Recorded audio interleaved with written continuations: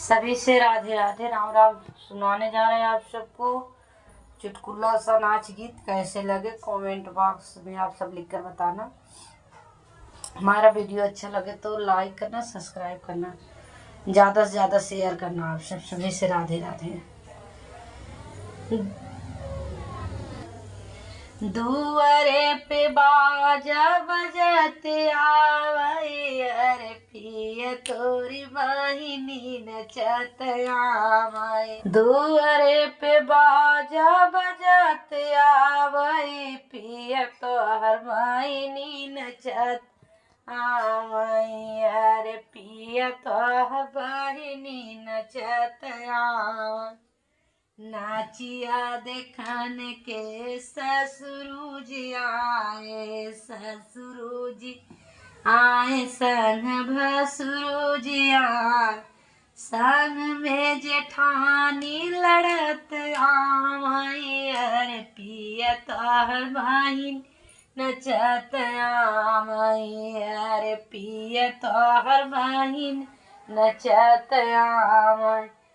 दुआरे पे बाजा बजत आवै, पिया तोहर बहिनी नचत आवै, अरे पिया तोहर बहिनी नचत आवै।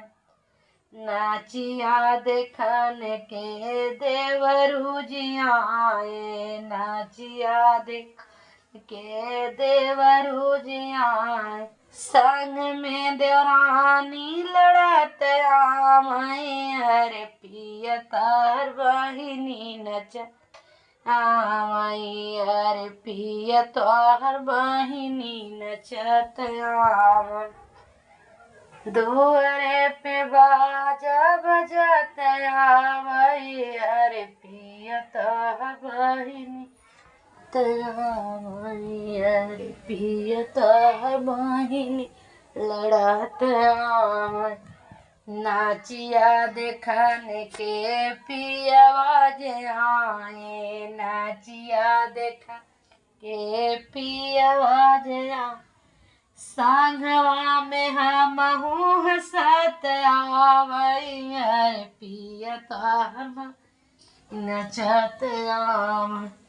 संग में हमहू हंसत आई, अरे पिया तोहर बहिनी नचत आवै।